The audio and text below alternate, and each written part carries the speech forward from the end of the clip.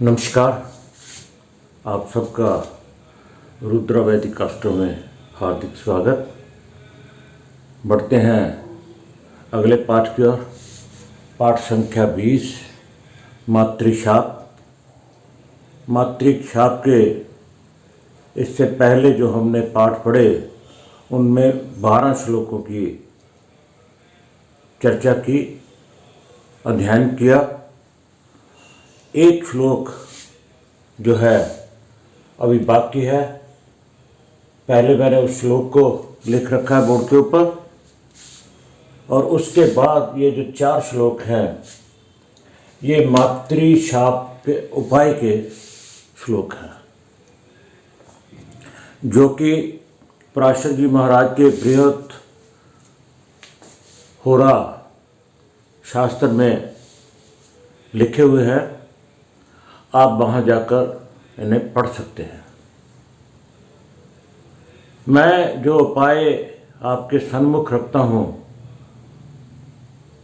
जिनके श्लोकों का अध्ययन करके आपके सामने प्रस्तुत करता हूँ, उन्हीं के उपाय के हिसाब से ही, श्लोकों के हिसाब से ही उपाय की चर्चा करता हूँ। मैं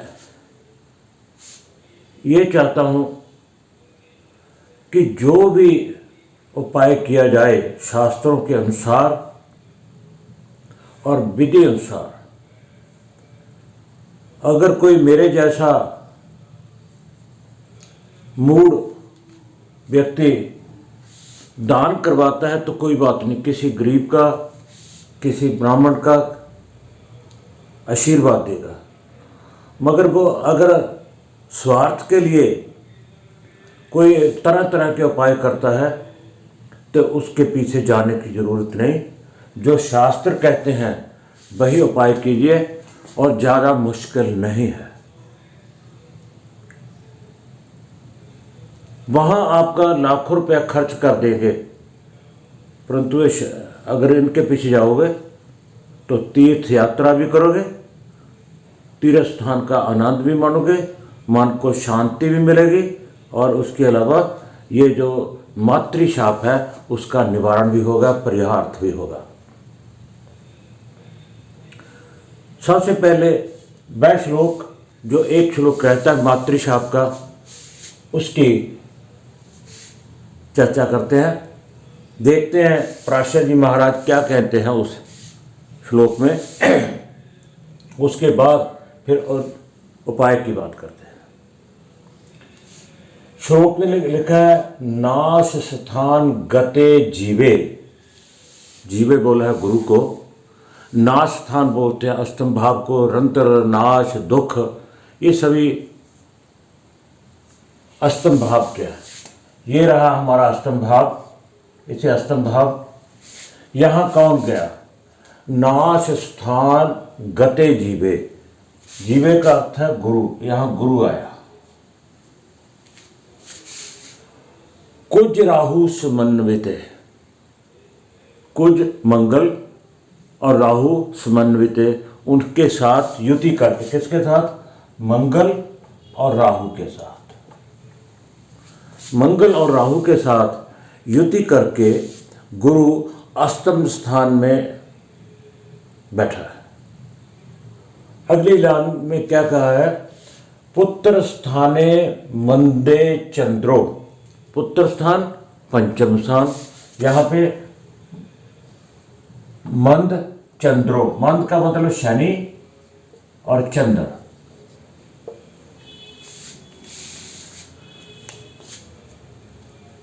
अब यहाँ शनि और चंद्रमा बैठा है पंचम में। पीछे श्लोक में भी आया था कि मंगल राहु के साथ लगन में है और शनि और चंद्रमा बैठे हैं पंचम में। उसी प्रकार शनि और चंद्रमा इस श्लोक में भी पंचम में दिखाया गया है। मंगल और राहु गुरु के साथ होकर युति बनाकर अष्टम में बैठे हैं, जो कि रंध्र स्थान है, दुख स्थान है, नाश स्थान है। मातृशाप की बात है, चौथे का स्वामी, मातृस्थान का स्वामी, मातृस्थान का कारक, माफ करना, मंगल राहु के साथ है और अष्टम भाव में है। पंचम का कारक गुरु अष्टम में है, साथ में मंगल और राहु है। तो शनि पंचम भाव भी पीड़ित, पंचम का कारक भी पीड़ित, और चौथे का कारक मंगल भी पीड़ित। अगर ऐसा होता है तो मातृशापात सुतक्षय, फिर मातृशाप बनता है और उससे सिर्फ और सिर्फ संतान की हानि होती है। अब यहां जैसे पीछे बोला था कि हानि शनि के साथ चंद्रमा तो विष दोष, तो विष दोष ऐसा नहीं है। 4, 5, 6, 7, 8 कर्क, वो पिछली पत्रिका जो थी कर्क राशि की थी, तब भी मंगल के साथ राहु था, अब भी मंगल के साथ राहु है। तब मैंने बोला था कि राहु अगर केंद्र में बैठा है और त्रिकोण के स्वामी के साथ है तो वो राजयोग कारक होगा, वो शुभ फल देगा। इसका अर्थ ये नहीं कि वो अशुभ फल देना छोड़ देगा। और मंगल भी राहु के साथ आ गया, जैसे बोलते हैं ना अंगारक दोष बन गया, तो वो अपने कार्यकर्ता भूल जाएगा। तब वो युति कहाँ थी? लग्न में थी। अब मंगल की युति कहाँ है? यहाँ पे है। ये ज्यादा खतरनाक है। और यहाँ क्या बोला जाएगा? अंगारक दोष। गुरु के साथ राहु है, गुरु चंडाल दोष, विष दोष। तो इसका अर्थ तो ये हुआ कि ज्योतिष जो बना है दोषों के लिए ही बना है, नेगेटिव ज्योतिष के लिए ही बना है, लोगों को डराने के लिए ही बना है। ऐसा नहीं है। हाँ, यहाँ पे जो विषय है हमारा मातृशाप वो दिखाई दे रहा है। मातृशाप होगा और उससे संतान की हानि होगी। ये था एक श्लोक जो रहता था। अब बात करते हैं उपाय की। इसमें उपाय जो प्राशद जी ने लिखे हैं, 4 श्लोक हैं, यहाँ से यहाँ तक 4 श्लोक। इन 4 श्लोकों के आधार पर आप उपाय कीजिए। दान पुण्य कोई ज्योतिषाचार्य या कोई विद्वान कहता है कीजिए, मगर आप ज्ञानवान होइए, समझिए क्या वो दान पुण्य या आपका परिहार्थ कराना चाहता है या कि वो अपने स्वार्थ के लिए कुछ करवाना चाहती है। इतना सूझवान आपको होना ही पड़ेगा, होना ही पड़ेगा। तो ये सबसे बड़ा उपाय और आसान, कोई ज़्यादा मुश्किल बात नहीं है। हम पढ़ते हैं इसको और साथ के साथ इसका विचार भी करते हैं। क्या कहते हैं प्राशर जी?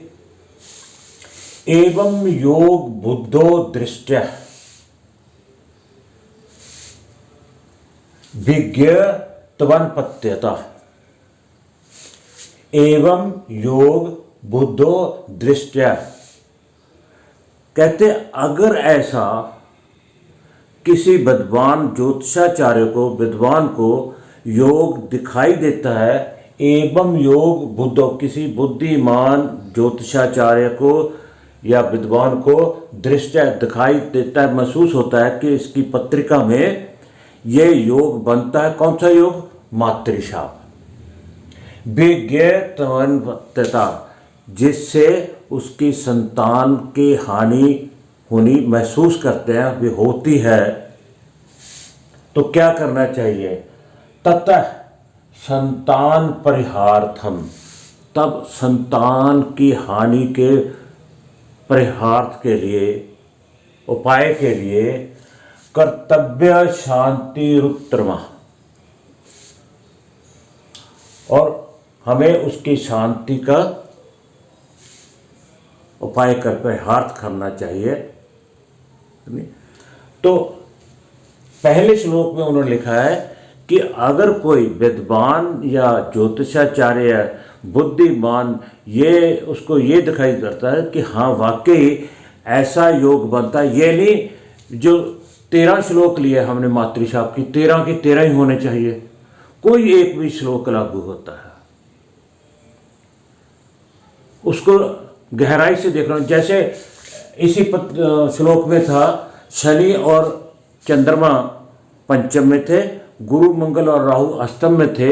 अगर शनि पंचम का स्वामी होकर वहां बैठा है तो वो नियम नहीं लागू होता। जब ऐसे प्रश्न करते हैं तो आप ये महसूस होता है कि आपने बेसिक के जो चैप्टर हैं आपने ना सुने हैं ना पढ़े हैं। बेसिक ज्योतिष वहाँ पढ़ने की जरूरत है। जब किसी सज्जन का मैसेज आता है कि अगर शनि वहाँ का स्वामी हो तो फिर बहुत बलवान हो गया, फिर वो लागू नहीं होता।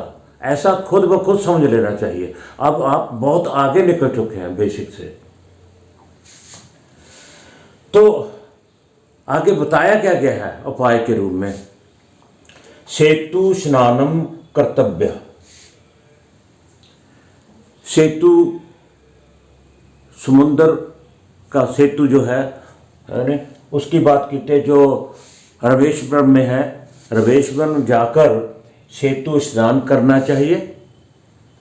गायत्री लक्ष्य संख्या का स्नान करने के बाद गायत्री का जाप करना चाहिए। लक्ष्य संख्या का 1,00,000 पाठ बताया गया। बड़ी शुद्धता और विधि अनुसार वो पाठ करना चाहिए गायत्री का। अगर खुद करो तो अच्छा है, अगर शुद्ध उच्चारण ना कर सको तो किसी विद्वान से भी करवा सकते हैं, किसी ब्राह्मण योग्य से, ज्योतिषाचार्य से, किसी से भी जो ये कर्म करते हैं उनसे आप करवा सकते हैं। पहला क्या है, रवेशवरम जाके सेतु स्नान और उसके बाद 1,00,000 गायत्री का मंत्र।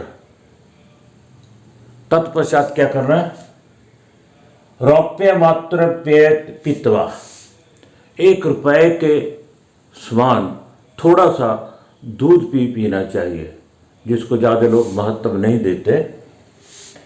ग्रह दानम प्रत्यंततः, ग्रहों का दान करना चाहिए। कौन से ग्रहों का, जिन ग्रहों द्वारा आपकी पत्रिका में ये मातृ दोष या मातृ शाप बना है, उन ग्रहों का दान करना। प्रत्यंततः, प्रत्यंततः कितना, अपने वित्त के अनुसार उतना प्रयत्न कीजिए जितना आप कर सके दान, उतना ग्रहों का जितना आप कर सके। अगली लाइन में क्या लिखते हैं, ब्राह्मणान भोज्य द्वादस्थ से परिदक्षिणम। और कोई पूजा पाठ यज्ञ होता है, हवन होता है, उसके बाद ब्राह्मणों को भोजन करना और दान करना। ग्रहों के जो ग्रहों का पूजा करवाया उसके अनुसार उन ग्रहों का दान करना, ब्राह्मणों को भोजन करवाना। द्वादस्थ परिदक्षिणम, इसका अर्थ है पीपल की परिक्रमा करना। पीपल की परिक्रमा, उसके इर्द गिर्द चक्कर लगाना। और कितने लगाना के, कर्तव्य भक्ति युक्तेन, ऐसा जो कुछ करना है भक्ति भावना। कर्तव्य भक्ति युक्तेन, भक्ति से परिपूर्ण होकर ऐसा कुछ करना है। जो भी आपने दान करना है, स्नान करना है, ब्राह्मणों को भोजन देना है, पीपल के पेड़ की परिक्रमा करनी है, ये सब भक्ति से युक्त होनी है, भक्ति भावना से करनी है।